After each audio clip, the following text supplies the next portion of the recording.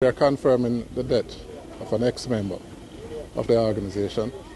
The incident occurred this morning approximately 10:50 a.m. in the exchange area of St. Ann.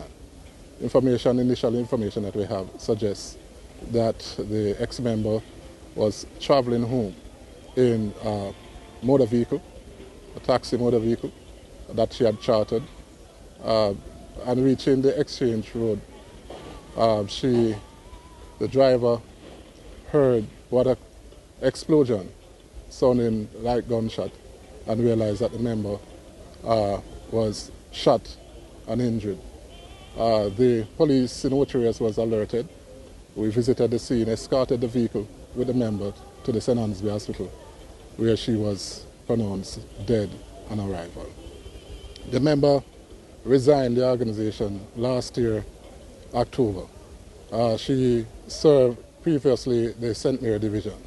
So at this time, we just want to express our sincere condolences for the entire year or two, especially the St. Mary Division.